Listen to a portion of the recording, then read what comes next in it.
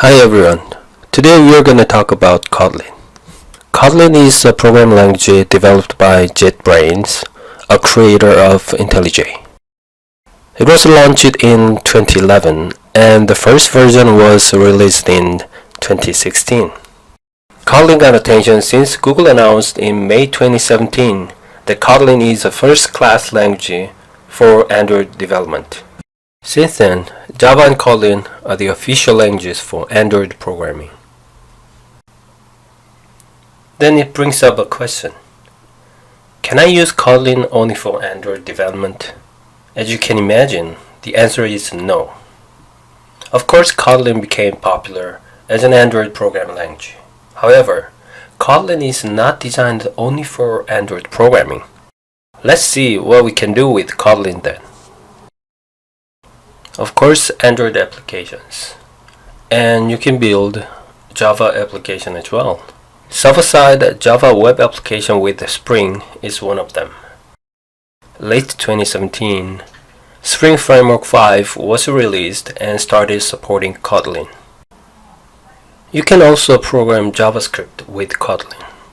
What I mean by that is Kotlin can replace browser's JavaScript. Lastly, server-side Node.js web applications can be also built with Kotlin.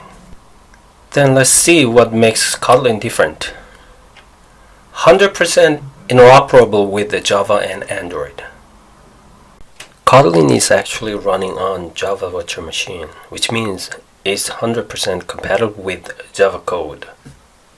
Next, many tools support Kotlin, like IntelliJ, Android Studio, Eclipse, and CLI, which is the command line interface. Lastly, because Kotlin is a very modern programming language, it supports many new technologies like functional programming, lambda expressions, higher order functions extension, and null-safety. I already mentioned several times that Kotlin runs on JVM. Then if you are a Java programmer, you probably ask why I have to use Kotlin instead. Of course, it's all up to you whether you choose Kotlin or Java. Java is the most widely used language now. But if there is a language that has more effective, more extensible, and more time-saving than Java, then you might as well use it to deliver your output right on time. The next question is, if Kotlin is 100% compatible with Java, can Java programmers learn it easier? The answer is yes and no. Especially when it comes to API, yes.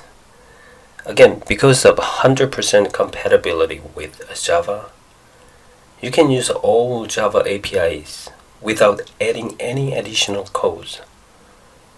However, from the grammatic point of view, that is a different story. Rather than Java, Scala or Swift is much closer to Kotlin. Next, let's set up programming tools. Let's set up development tools. For Kotlin, we need JDK installed. If you're a Java programmer, I assume you already have JDK in your computer. So if you already have it, you can use it. This is the Oracle download page, and here you can download JDK installation file. So accept the agreement and click on the download link depending on what operating system you're using. Installing JDK is fairly simple. Mostly you just click on the next button and proceed by default. So let's skip the details here and let's move on to the IntelliJ IDE. You can use other tools like Android Studio or Eclipse, but in this course we are going to use IntelliJ. Let's go to the jetbrains.com and click on the download button. Click on the operating system that you're using. There are two versions, and we're going to use the free version called Community. And click on the download button and choose the file type that you'd like. After you installed IntelliJ, you might see this pop up. What this means is you can import the previous settings if you have, so that you can use the exactly same settings that you used to use. Or if you don't have any previous settings, or if you want a new one, choose Do Not Import and click on the OK button. This is the UI theme settings, so choose whatever you'd like and click on the Next button. This is the settings for default plugins. These are the default plugins already installed in the IntelliJ.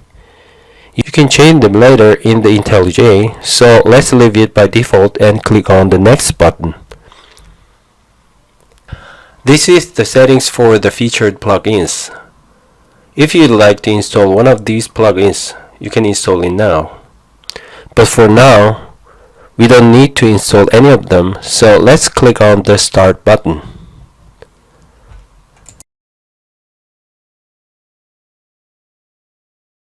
What we're going to do next is we're going to create a new project and make the simple Hello World program. Click on Create a Project. To create a Kotlin project, IntelliJ allows you to choose Kotlin or Maven as well as Gradle. At this time, let's use Gradle. Here is the SDK folder. If you don't see the folder, click the New button and select the SDK folder in your computer. Because we're going to create a Kotlin on JVM, check on Kotlin Java and click on the Next button. Enter a group ID, com.example, and artifact ID, Kotlin Lab, and click on the Next button, and Next again, and the Finish button. The new project has been created. Here is a message saying that because we are using Gradle at the first time, so we need to import some plugins. Let's click this. This is the new project we just created. And let's add the new module. Keep the Kotlin Java and Next. Enter the ID for the module and click on the Next button. And click on the Finish button. As you can see, we created a new module under the project. Then let's create a Kotlin file.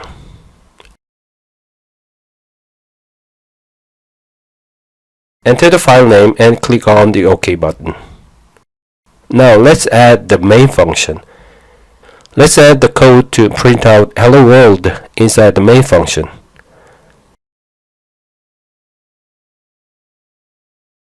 In order to run it, hit the play icon.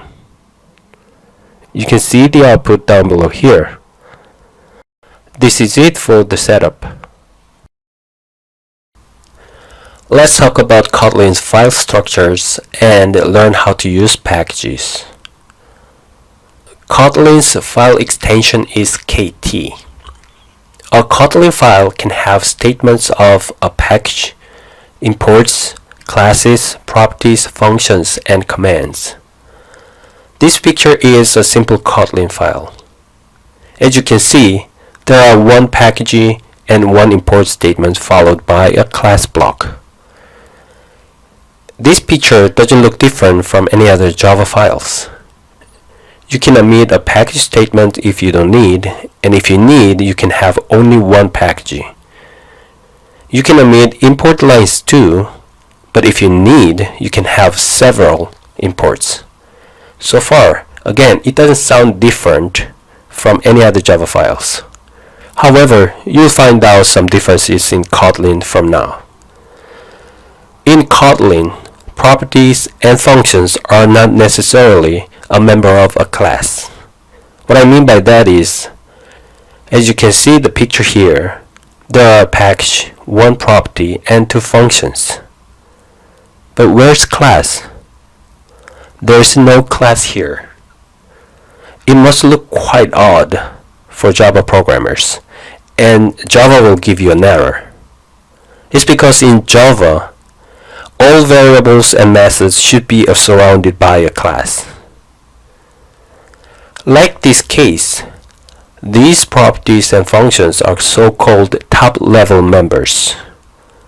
What the top-level member means is top-level members placed in the first level in a Kotlin file.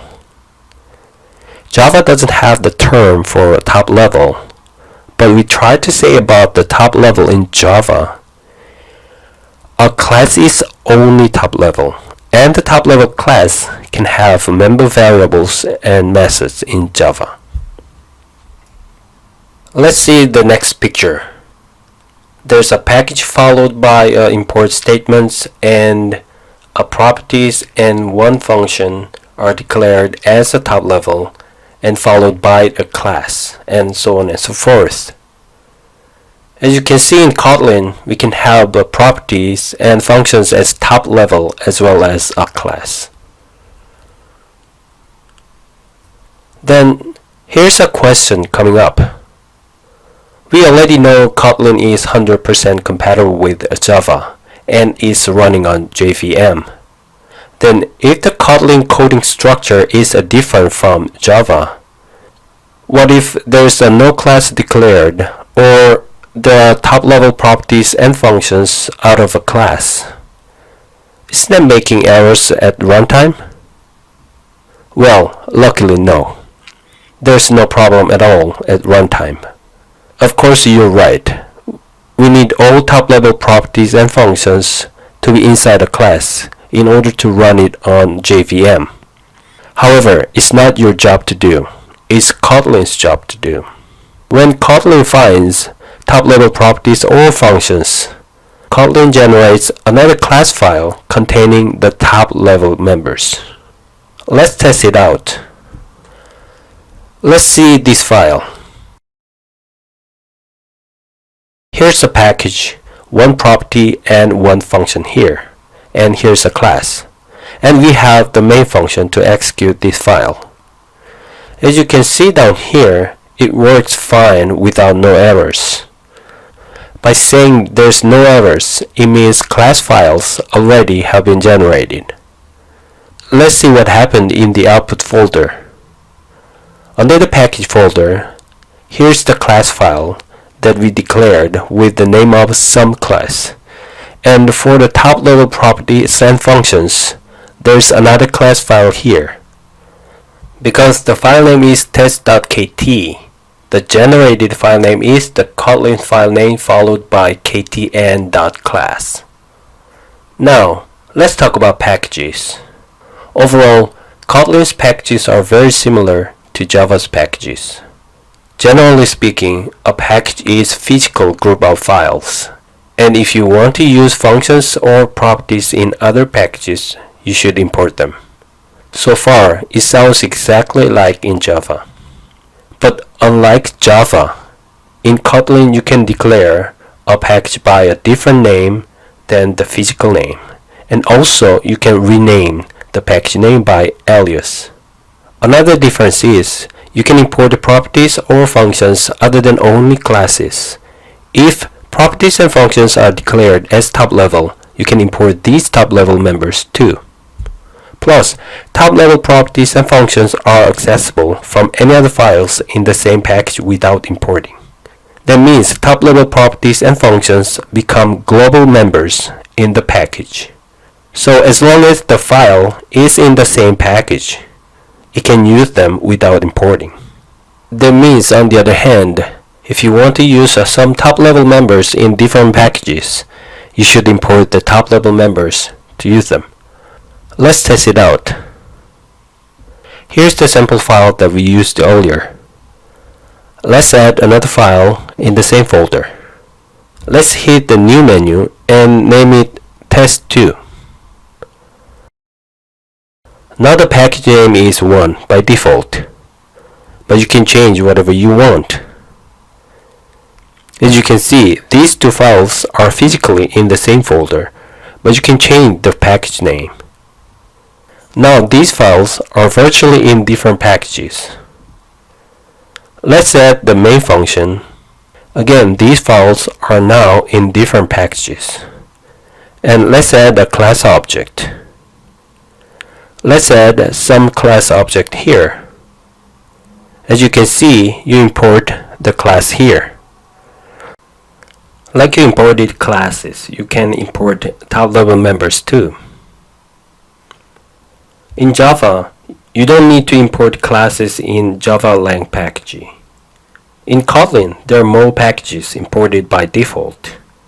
These are the packages that you don't need to import. This is it for file structure and packaging.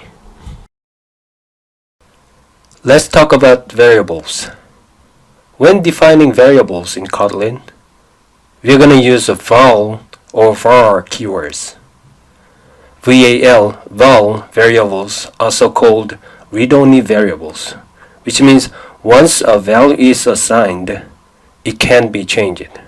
var variables, on the other hand, are so-called mutable variables, which means we can change the value anytime. Data type can be inferred in Kotlin. What it means is, by the variable's value, if we can infer the type, we can omit the data type. Let's see here. Here's a variable called data1 that has int type. But the next data2 and data3 don't have a data type. Because, as you can see, we have the integer value assigned. So we can infer what the data type is. Next, let's see how to assign value. Kotlin doesn't initialize a property by default. When declaring, we should set the default value of top level or class member properties. If you don't want to assign for now, we should use late init or lazy modifiers. In case of local properties, on the other hand, we don't need to initialize the properties. Let's test it out. Let's add a top level property.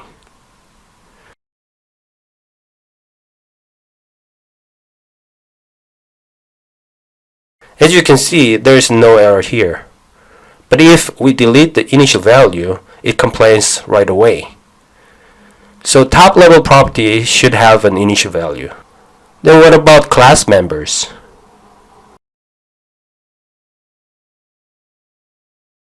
In this class, let's add a property. If we set a value, there's no error either. But if, again, we delete the value, it complains right away again. So class member also should have a default value. Lastly, let's see functions local properties. Let's add a local property. Without initial value, there's no error showing up. Of course, when you use the local property, you can assign a value.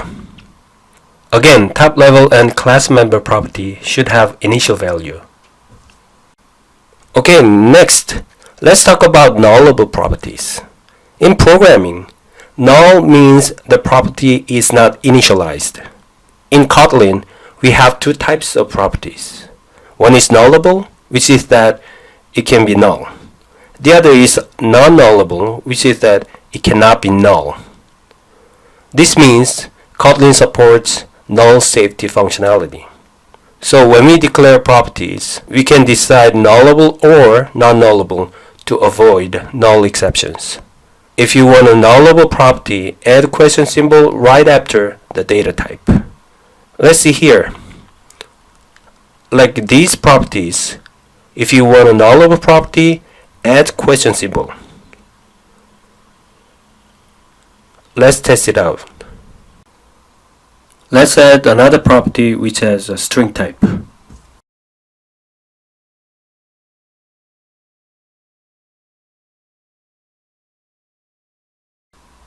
Let's set null value. It complains right away because it's non-nullable. So adding question symbol makes it as a nullable property. Let's add another property and set a string value of 1. And if we change it to null, it got an error because it's not nullable property. It can be null. This is it for variables. Let's talk about data type checking, and casting. In Kotlin, everything is an object. What it means is, for example, int and double are primitive data keywords in Java. They're not a class. However, in Kotlin, they are a class, and their properties are an object. In this code snippet, we have a property with int type. The value is 10, and because this property is a class, you can use its functions like minus. These are the data types available in Kotlin. As you can see, int, double, float, long, short, byte, character, boolean, string, any, unit, and nothing, and more. Let's look at some of the data types. Here is, I can say, the most popular data type, string type. In Kotlin, we have two types of string types: double quoted string and triple quoted string. Double quoted strings are also called escaped strings. Triple quoted strings are also called raw strings.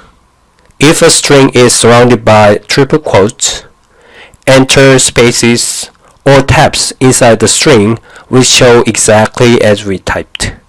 So if you need a string with multiple lines, triple quote is what you're looking for. In addition, in Kotlin, strings can have variables in it. It's called a template expression with dollar symbol. Let's test it out. Here's the string variable. It's very typical string with a double quotes. And if you need multiple lines, you can do it with triple quotes. Let's add a new variable called data2 with the triple quotes.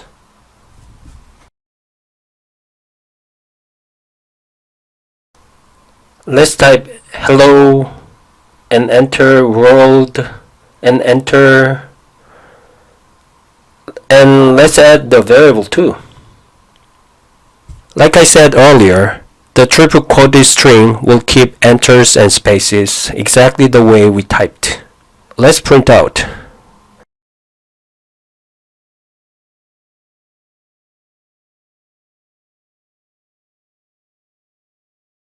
As you can see down below, enters and tabs show exactly as we typed. The variable we put into also shows its value.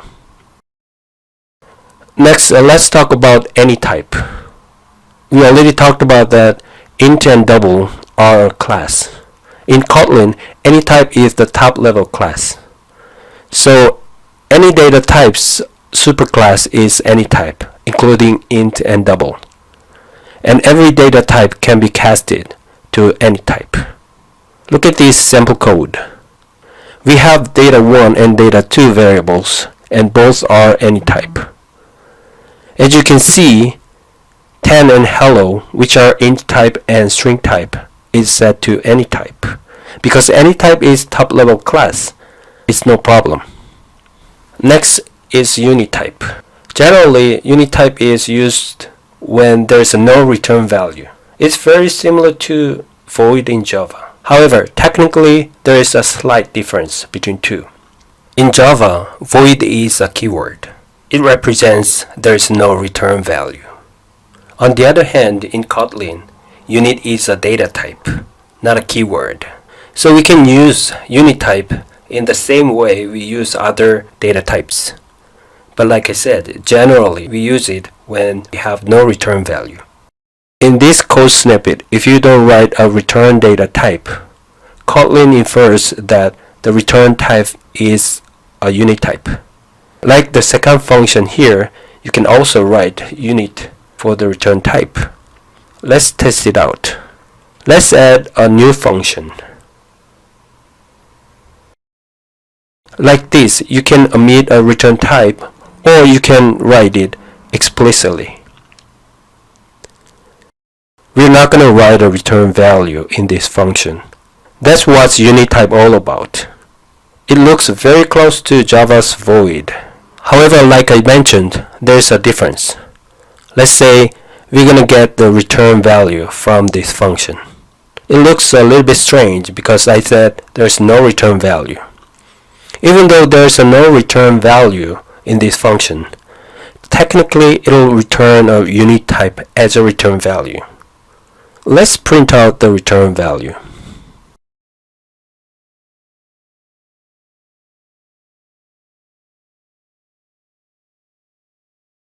As you can see, exactly unit type is the return value. Next is nothing type. If we have nothing as a return type, it represents there is no return value. Like this sample code snippet, there is only exception in the function, no return. Next, let's talk about type checking. Kotlin has is operator for type checking. If you use the is operator to check types, Kotlin will automatically cast the type. It's so-called smart casting. Let's see the following sample.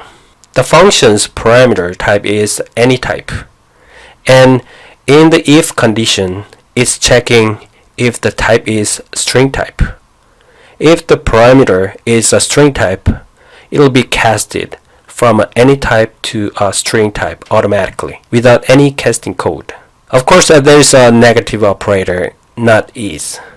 And here's a sample snippet, and we used not is to check types. Next, typecasting. Kotlin doesn't support implicit conversion for number data types.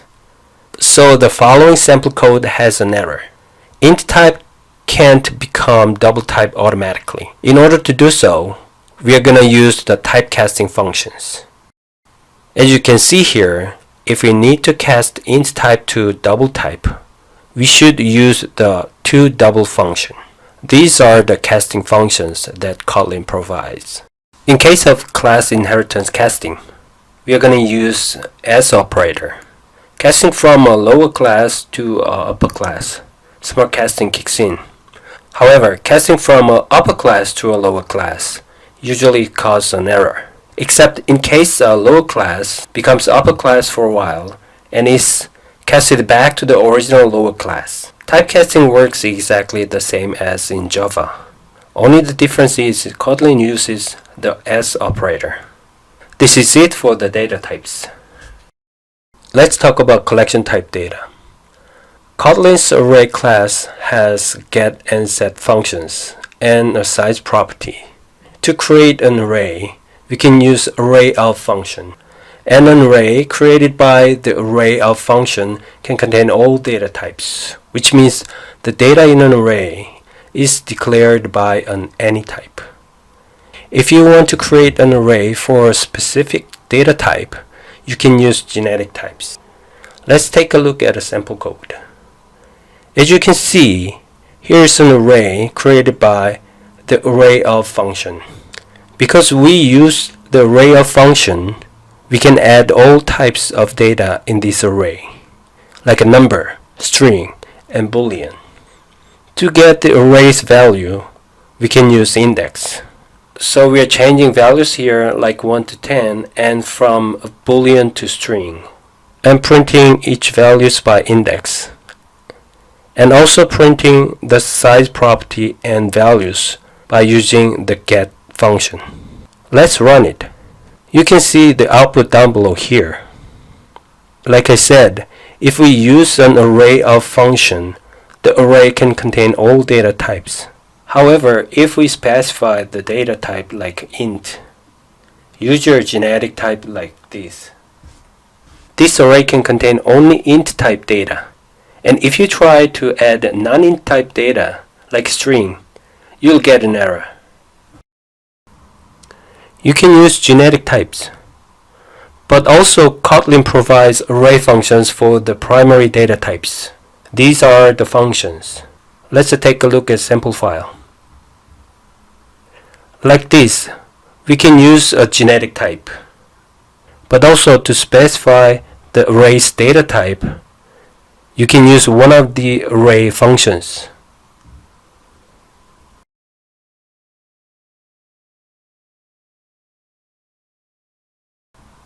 And if you try to add non-int type data, you'll get an error too. This int array_of function can contain only int type data. So far, we have created arrays by assigning data. But also you can create an array by using an array size. In order to do so, Kotlin provides a constructor. The first parameter is the size, and the second parameter is a lambda function to initialize values. Like array of functions, Kotlin provides array classes for the primary data types. These are the functions. Let's test it out. As you can see, here is the array of nulls function. It has only the size value and it'll create an empty array with size 3. After that, we add data into the array. The next is you can use array class and set the first parameter for the array size. The initial value is set for blank. As well as array, there are more collection types like list, set, and map, which inherits the collection interface. Collections are divided to mutable and immutable. Mutable collections have add, set, as well as a size property and a get function. However, immutable collections have only a size property and a get function because the value cannot be changed. For example, let's see list.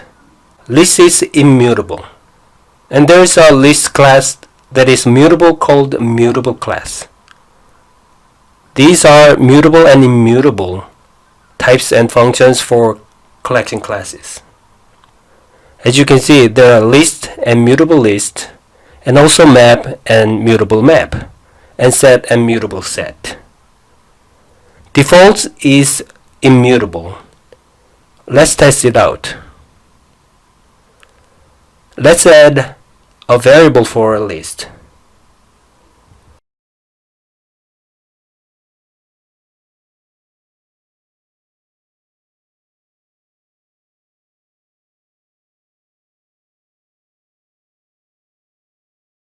Because it's immutable, we can get the value from it. Let's print the list value by using for each.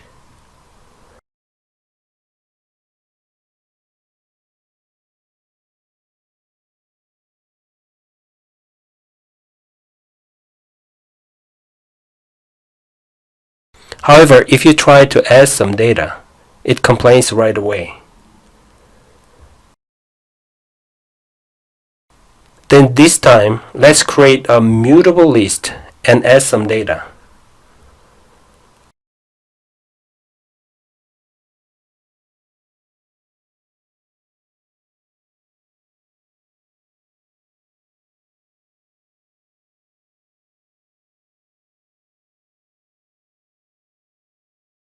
We can add data into the mutable list with no errors.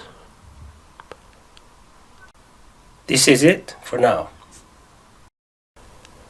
Let's talk about how to define functions. In order to declare a function, we use fun keyword, fun. After the keyword, we add the function name followed by parameters, a return type, and braces. In the braces, we add the function's body. If there is no return value, unit type becomes the return type. But we already know the return type can omit. Then Kotlin infers unit type as the return type. If a function consists of a single expression, it can omit the braces and use the equal symbol. It's so-called single expression function. Single expression functions can omit a return type too, even though the return type is not the unit type. How it's possible is because there is only one expression, so that Kotlin can infer what the return type is by the expression. Let's test it out. This is simple Kotlin function. The name is sum, and we have two int parameters and int return type. As you can see, in the function's body, there's only one expression. In this case, of course, you can use the braces, but also you can omit the braces and use the equal symbol to make a single expression function. Plus, you can infer the return type from the expression so that the return type can omit even though it's not the unit type. Next, let's talk about overloading. We can declare multiple functions with the same name that have different parameters. It's called function overloading. Overloading in Kotlin works the same as any other languages. Next is default argument and named argument. When we declare a function, we can assign a default value to a parameter. If there is no value passed to the parameter when the function is called, the function can use the default value. It's called default argument. And when we pass argument, in general, we pass them in the same order of parameter. However, if we want to pass only specific parameter or in different order, we can pass it by name. It's called named argument. Here we have the sayHello function, which has two parameters and print out some strings in its body. What if there is no values for these parameters when the function is called? We can set some default value for it.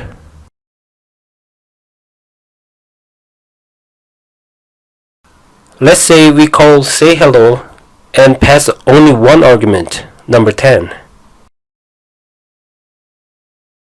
You'll get an error because the first parameter type is string and we pass the int type value. So if we want to pass a value for the second parameter, normally we should pass two arguments and the name value should be the first and the number value should be the next.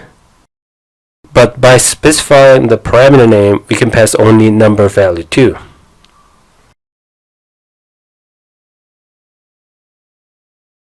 This is it for defining functions. Let's talk about condition expressions. Let's start off with the if. The if executes when the condition is satisfied.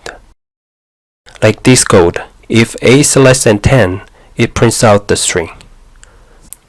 Like other languages, Kotlin provides else if and else operators too. So far, it sounds like if in other languages. However, this is the difference. In Kotlin, the if can be an expression which returns a value. If we use the if operator as an expression, we should use the else operator too. If the if or else block have multiple operations, the last operation returns the value. The if expression can use else if operator too, but again, we should still use the else operator. The else operator is mandatory. Here we have a simple function. We have if statement here. This is a very typical if statement. Like I said earlier, if you use if as an expression, it returns the result value.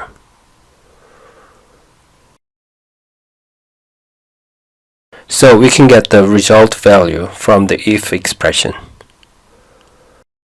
Oh, as you can see, we got an error. It's because when we use if expression, the else is required. So we should add the else operator. Here is the question, what is expression? Between expression and statement, there are some differences. Technically saying, expression consists of variables, operators, or functions that evaluate to a single value. On the other hand, statements consist of characters and symbols that make up a complete unit of execution. Simply put, expression return a value and statements don't. So in Java, if is a statement, but in Kotlin, if can be an expression. Next is when. When is also one of the conditional expression, which is very close to the switch operator of C or Java. Here is sample code snippet. For example, if the a2's value is 1, it'll print out this. And if the value is 2, it'll print out the second one. Otherwise, it'll print out the string in the else block. It looks like the switch case statement. When's argument can be any other types than just only int type. Here's another sample that has a string argument. Here data1 is a string. If the value is hello, it'll print out the first one. And if the value is world, it'll print out the second one. Otherwise, it'll print out the last one. The branch condition can be just a data type, and we can use type and data together for the branch condition. And also we can have multiple conditions combined with comma. And also we can use a range too. And lastly, like the if operator, when can be an expression too, which means when can return some value. Like if operator, if when is used as an expression, the else branch is mandatory and the last operation returns the value. Here is a sample function which has an any type parameter. Like the first line, the branch condition can be only single condition. Or like the second line, the branch condition can be more than one. And a branch block can have multiple operations. And string or other data types can be a condition value. Lastly, data types like int and string can be a condition too. This is it for conditional expressions. Let's talk about loops. Like any other program languages, Kotlin provides the for loop. However, there are some differences in terms of loop condition. Here is the sample code snippet. In this case, we use the in keyword for the loop condition. And this for loop iterates from 1 to 10 for 10 times. It'll add the I value to the sum variable. Kotlin has many different ways to set up the condition. The first is like we already checked, in keyword. This iterates from 1 to 100, including 100. The next is until. This iterates from 1 to 99, 100 is not included. The next is step keyword. This iterates from 2 to 10 by increasing 2 steps like 2, 4, 6, 8, and 10. The next is the down to keyword. In this case, the loop decreases the x number from 10 to 1. In case we need the index value, by using indices keyword, we can get the index of a loop. Lastly, if we need both index and value, we can use the withIndex function. Let's test it out. Let's make a typical for loop statement. We can use the in keyword here, and let's use down to. For now, it'll iterate from 10 down to 1, and if we add step 2, it'll decrease by 2 steps. Let's print it out.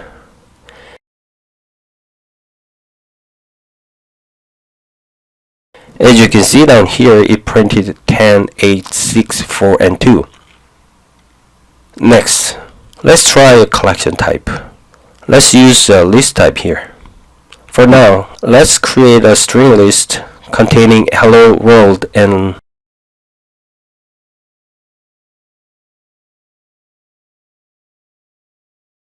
like this. Let's add another for loop. We can use the collection type as a condition. This will print out each strings in the list. Let's run it. As you can expect, all strings in the list are printed. However, let's try it this way. Instead of a list, let's use indices, which returns the range of the list index. And let's print the string value by using the index. Let's run it again. And the result should be the same. If you want to get both index and value, let's use the withIndex function. And then we can get index and value at the same time.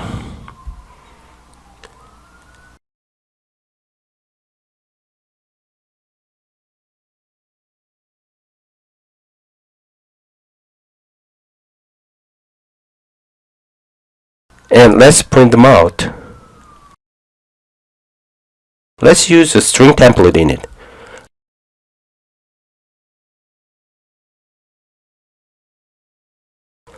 Let's run it again. And the result is down below here. Next, let's take a look at while loop. Kotlin provides while and do-while loops. and they work exactly same as in other languages. Let's see the sample code. This loop will iterate until x is less than 10. Next, let's see break and continue with the label. The break operator makes the process exit out of the current loop. The continue operator, on the other hand, makes the process jump to the next loop condition. They also work exactly same as in other languages. In this sample code, this while loop iterates infinitely, unless x2 value equals to 10. If x2 is 10, the process will exit the loop and print the sum2 value.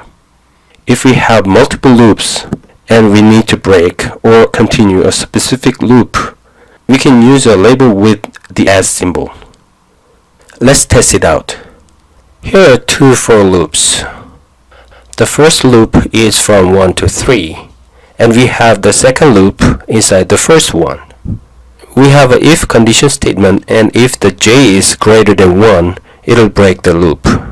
But because we have two for loops here, in this case, this breaks out of the second loop, which is the closest loop. And it'll go through the first loop and come back to the second loop. If you run it, as we expected, here we have the result. However, if we want to break the first loop from this breakpoint, add the label onto the loop that we want to exit, and add the label name after the break keyword. Let's run it again. And we got what we want here. This is it for loops. Let's talk about properties. In Kotlin, a variable is not a field, but a property. What I mean by that is, a property is a variable that has accessors, which are a get function and a set function. This is showing how to declare a property. There are a property name, type, and initializer. Since declaring a property like this in Kotlin, the property already has the set, get functions. You don't need to add them by yourself. So it looks like you just assign or obtain a value directly, but actually you use the getter and the setter to do so. Let's test it out. Here we have two variables. One is a string type of var variable and the value is hello. The other is an int type of val variable and the value is 10. In the main function, we print out the variables and change the name variable's value and print them again. If we run it, as you expected, we got the printout data down here. It looks like we set the variables and print them out directly. But technically, when you declare this variable, actually we declare the setter and the getter.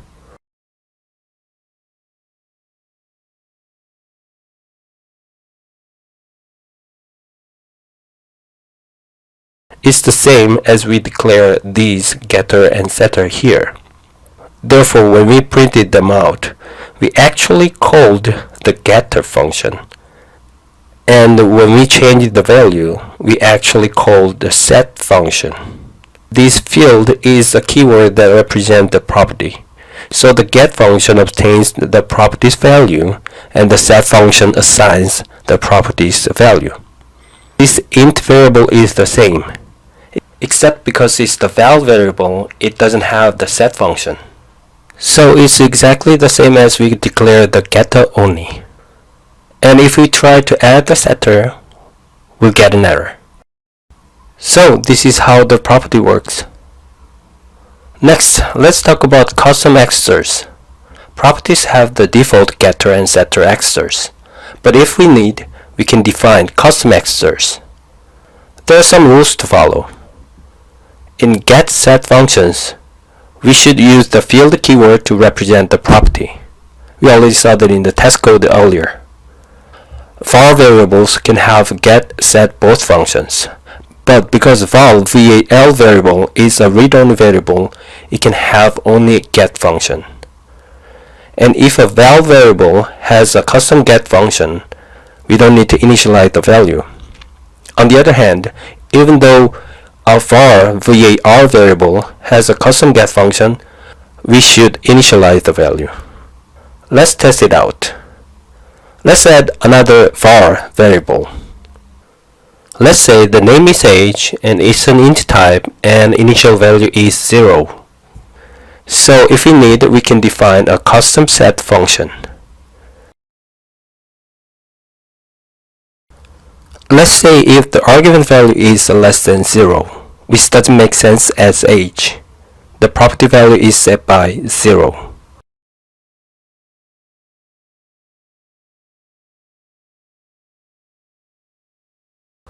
Otherwise, it's set by the pass value.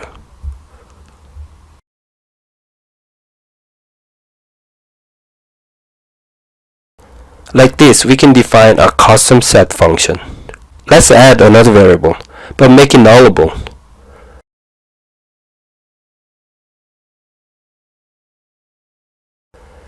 And let's define the get function that returns the property value by uppercase.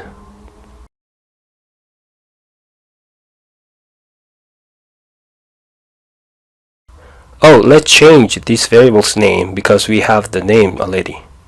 Like this, we can define custom get set functions. This is it for properties. Let's talk about late init and lazy. In Kotlin, normally properties should be initialized when declared. However, if we mark a property with the late init modifier, we are allowed to initialize the property later. Literally, it means we declare that I will initialize this property later. Not all properties can be marked with the late init. These are some rules to follow. Only var property can be late init. val properties are not able to be late init. Next, only class member properties or top level properties are allowed to be late init. Constructor properties are not allowed to be late init either. If we define custom getter or setter to a property, the property is not allowed to be late init. Nullable properties are not allowed for late init either. If the property's data type is one of the primary data type like int, double, the property is not allowed to be late init. Let's test it out. Let's add a variable in the user class. Let's make it a string type. Normally, we have to initialize this class member variable. However, if we want to set the value later, we can add the late init modifier to the variable. So when we use the user class, we can initialize the value at this point.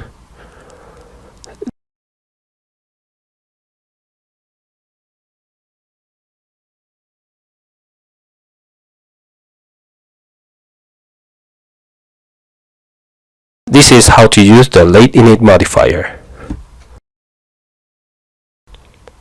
Next is lazy. Lazy is another way to put aside initialization when we declare a variable. In case of the lazy keyword, we set a by lazy block when we declare a property, and when we use the property, the initial value will be set by the lazy block. So we specify how to make an initial value when we declare, but the value is set when we use the property. Compared to the late init, lazy has almost no rules. Val properties can use lazy as well as var properties. Even primary constructors properties can use a lazy. Let's test it out. Let's add another property here. Make it a string property too. If we don't initialize it, as you can see, we got an error. But we are also allowed to add the lazy block.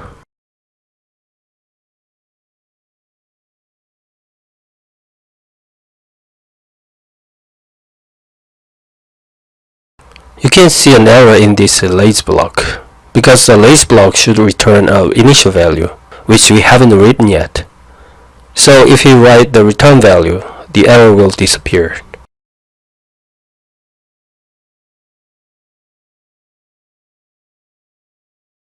Then when we use the property here, this lazy block will start and set the initial value to the property. Then you might ask yourself, do we really need to delay the initializations? Because we can initial it right away or make a property nullable instead. But the answer is yes, we do. Let's say we have a property. They shouldn't be null, but cannot be initialized yet. In particular, in case of dependency injection. This code snippet is from Android app code. This property shouldn't be null, and this value will be initialized by dependency injection later. Like this particular case, we need the late init or lazy modifiers. This is it for late init and lazy. Let's talk about null safety. In Kotlin, we can declare a property as nullable or non-nullable. For a nullable property, we should add question symbol after data type. Let's see the sample code. The data1 property is declared as non-nullable. So if we try to assign null to the property, we'll get an error like this. And this data2 property has question symbol after its data type, which make it nullable. So we can assign null to the property. As we talked, nullable properties can have null, and apparently it may cause the null point exception at some point. As you can see in the sample code, data1 is nullable, and we try to get its length and set the value to the int type property. Because we assign the string value and try to get just its length, you probably think it's okay. However, it'll get a compiling error, because Kotlin is very strict about null properties. Kotlin will give an error to a null property regardless its value, except using the null-safety operator. So when we use null properties, we should use the null-safety operator. This null-safety operator will return the property's value if it's not null, and it'll return null if the property's value is null. So, Kotlin forces us to use a null-safety operator to avoid any possibilities of null pointer exception on even the compiling step. When we use the null-safety operator, if we have some operations for non-null case, not just returning the value, we can use the let operator. Let's test it out. Let's add the property as nullable. And let's initialize it with the string value. Let's try to get the length of the property.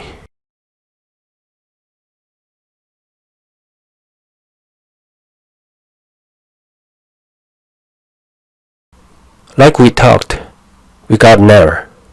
Because the property is nullable, we'll get an error whether or not its value is null. That means Kotlin asks us to use the null-safety operator whenever we handle null properties. So we should use the null-safety operator, which is we should add a question symbol before the dot. Oh, then why do we still have an error? It's because even we use the null-safety operator, it might return null if the data property is null. That being said, this int type property should be declared as nullable too. The error is gone now. So this null-safety operator will return null if the data property is null. Otherwise, it will return the data property's length. There is another null-safety operator called Elvis operator.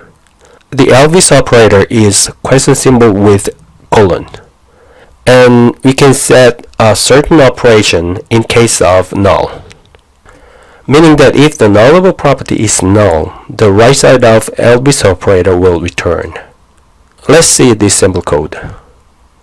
This sample code means that if the data property is not null, it will return the property's length, and if the property is null, it will return this -1. Next, in some case, we should throw the null pointer exception. So we have that operator too. And it will return null pointer exception when the value is null. As you can see in the sample code, we can add the double exclamations before dot. Next, let's see null-safe casting. We can use as with question symbol operator for null-safe casting, which will return null instead of cast exception if the cast is not successful.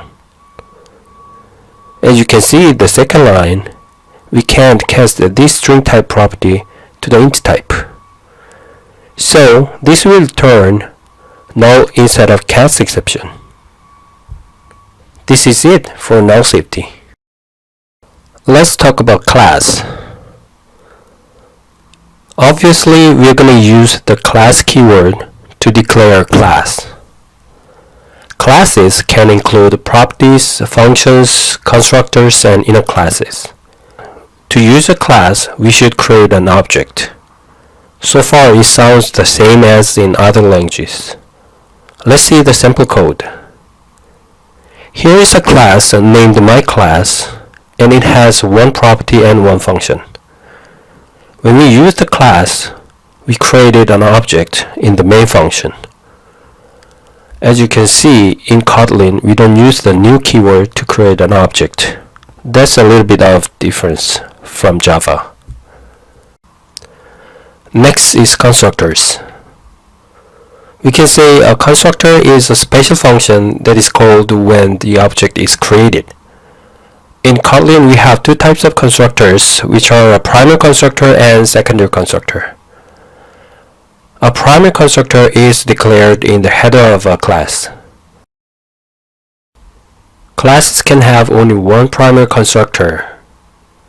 A primary constructor is not required. So if there are any secondary constructors, a primary constructor can be omitted.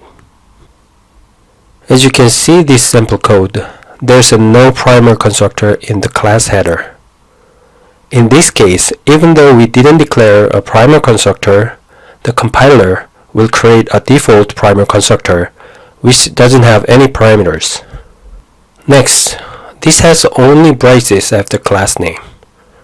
Even it's very simple, but it is a primary constructor, which is the same as the first one with no parameters. Let's see the next. We use the constructor keyword, but generally we omit this constructor keyword when we declare a primary constructor. Because a primary constructor is in the header, we can't declare its body if we want to add some operations. So in order to do so, we're going to use the init keyword. Let's see the sample code. As you can see, we have a class that has primary constructor with two parameters, name and age. So when we create the object of this class, this init block will be executed. So as we create the user6 object, this init block will print the string. One more thing about primary constructor is we can use the var or val keyword to the primary constructor's parameters. If we use the keywords, we can use the parameters just like a normal member properties. Let's test it out. We have the user class that has a primary constructor with two parameters, and we have the init block for the primary constructor. Let's create an object of this class.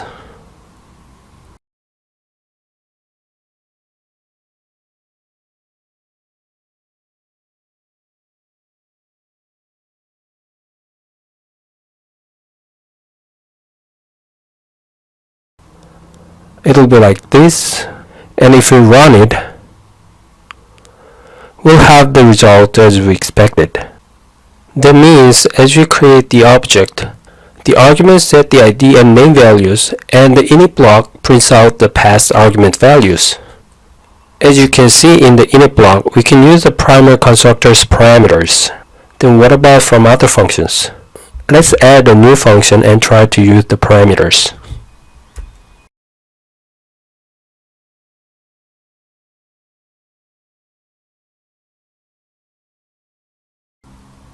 As you can see, we got an error because these parameters are the primary constructor's variable, which means local variables, so that we cannot access local variables from outside the function.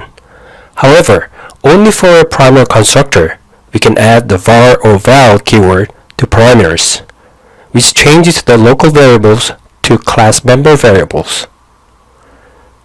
So as you can see, the error has gone, and we have no problem to use them in other functions.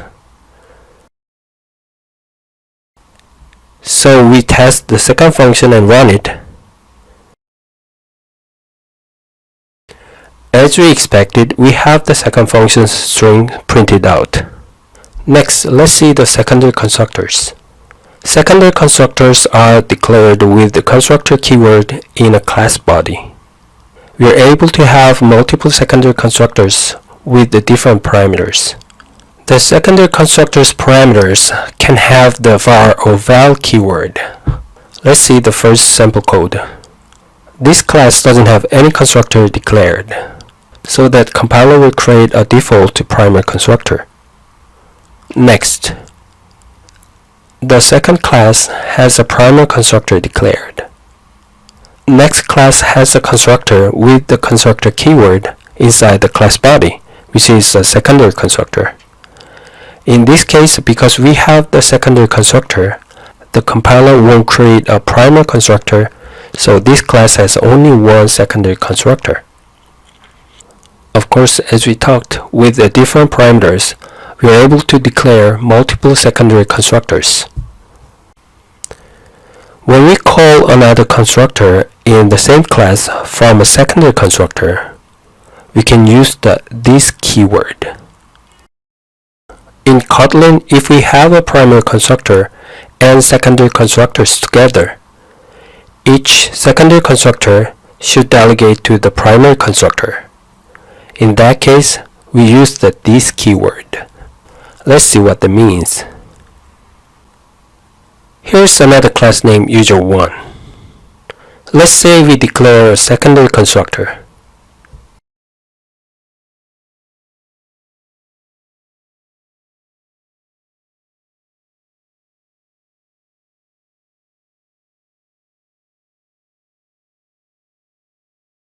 This should be do it as a secondary constructor. In this case, this class has no primary constructor and has only one secondary constructor. No problem at all. But if we add the primary constructor, we got an error in the secondary constructor. Because if we have a primary constructor and secondary constructor together, then the secondary constructors should delegate to the primary constructor. So let's add this keyword. And because we have parameter in the primary constructor, write the parameter too. Again, if we have a primary constructor and secondary constructors together, each secondary constructor has to delegate to the primary constructor. This is it for class. Let's talk about inheritance. In order to inherit a class, the superclass should be marked with the open keyword. And we should write the superclass after the colon when we declare a subclass. So there's a no extends keyword in Kotlin. Let's see the simple code.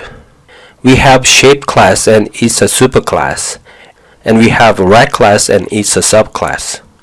In order to inherit the shape class, the shape class should be marked with the open keyword. In the rat class, we place the shape class after the colon inherit. Let's see function override.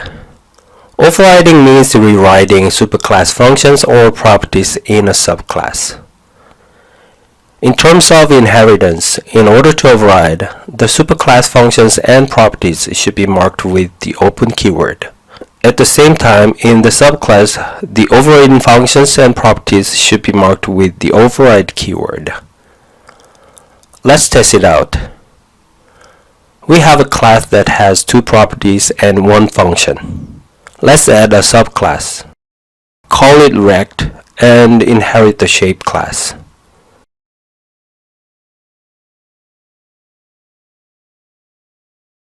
We got an error here because the superclass shape should be marked with the open keyword. Of course, we can add some local variables in the subclass.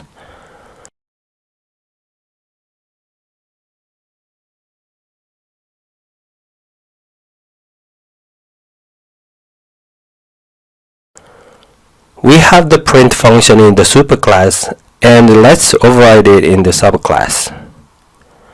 Let's start with the override keyword.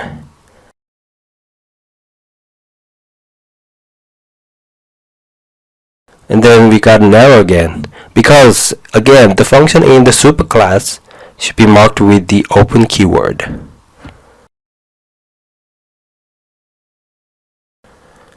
Sometimes we need to call superclass members from a subclass. In that case, we can use the super keyword. Let's see the sample code. In this code, we have a superclass and subclass, and the subclass override the superclass property and function. As you can see in the subclass function, when it called the superclass property or function, it uses the super keyword. This is it for inheritance. Let's talk about abstract class and interface. Before we talk about abstract class and interface, we need to take a look at the abstract function and property. An abstract function is a function that has only the declaration part. Like this sample code, abstract functions should use the abstract keyword. As you can see, we don't have the body block. This kind of function is an abstract function, and it should be marked with the abstract keyword. Like an abstract function, an abstract property is a property that has only the declaration part. Like this sample code, this property doesn't have an initial value. This is an abstract property, and it should be marked with the abstract keyword too. Now let's see the abstract class then. An abstract class is a class that has any abstract functions or properties. It's the same as in any other OOP languages. An abstract class should be marked with an abstract keyword. Let's see this sample class. We have a class that has two functions, and one of them is an abstract function. The first function has a body block, but the second function, on the other hand, doesn't have one. That means the second function is an abstract function, and because the class has an abstract function inside, it should be an abstract class too. Now let's see how to use an abstract class. We can create an object from an abstract class. Then why do we need an abstract class? It's because the subclass of an abstract class should implement all abstract functions and properties in the abstract class. So the purpose of an abstract class is it can force a subclass to implement the abstract functions and properties. Let's test it out. Let's add a superclass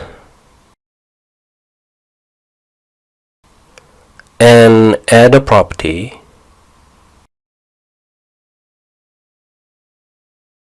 If we don't initialize it, we got an error right away. So let's add the abstract keyword. Let's add a function too. If we don't add the body block, we got an error again. So let's add the abstract keyword too.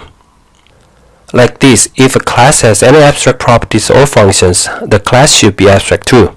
And let's try to create an object of the abstract class. As you expected, we got an error because it's abstract. We can't use abstract class directly. So in order to use the abstract class, let's add a new class and inherit the abstract class.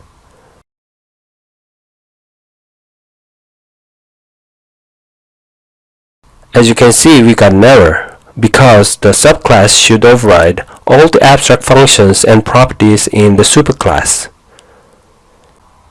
So let's override the abstract property.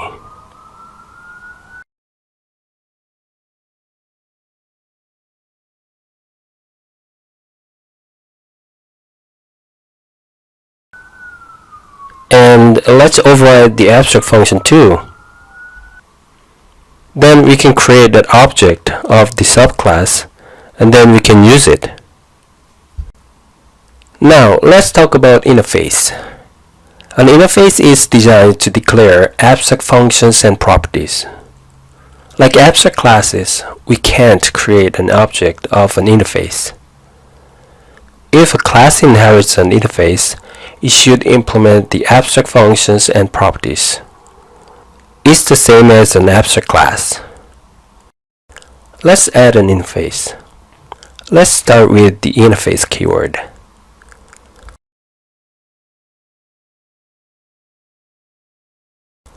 Let's add a property.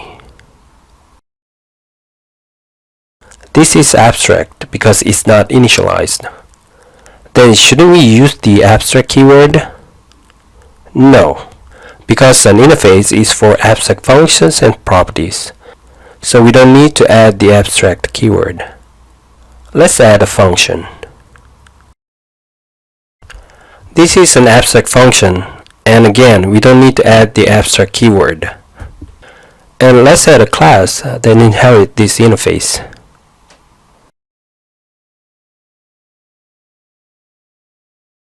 As you did in the abstract class, we should override all the abstract functions and properties in the interface. This is it for abstract class and interface.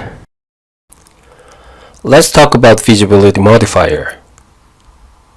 Kotlin provides 4 visibility modifiers: public, internal, protected, and private.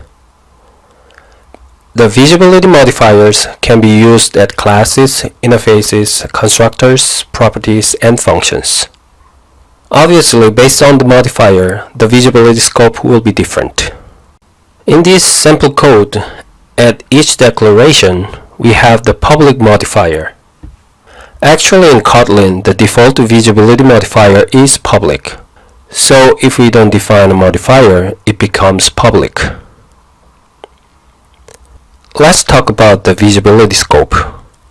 In terms of top-level properties, functions, and classes, we have the following scopes. The public is default and can be visible from everywhere. In case of the private, it can be accessed from only the same file. In case of the internal, only files in the same module can access. The protected modifier is not available for the top-level members. Next, let's check it out for class members. Like the top levels, public is default. Private members can be visible only in the same class. And protected members can be visible in the same class and the inherited classes. Lastly, in case of internal, it can be visible in any classes in the same module. Let's see the visibility modifier on property. If we define a visibility on a property, it'll limit the property's accessors. But if we define a custom accessor, we can assign a different visibility to the set function. The get function always has the same visibility as the properties. The set function can have a different visibility, but it shouldn't be wider than properties. For example, if the property is private and we try to set the set function as public, we can't. Let's test it out. We have a class and it has a property and a function. And we create an object from outside the class.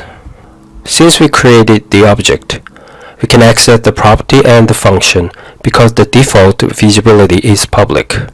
But if we try to change the visibility to private,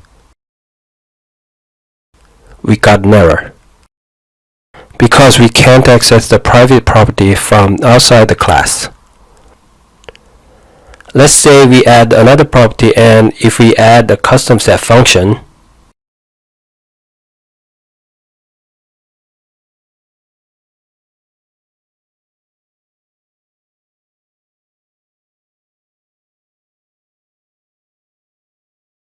by default, the set function is public. but we can change the visibility. And if we try to get the value of the property, because it's public, we can get the value. However, if we try to change the value, we can't do it,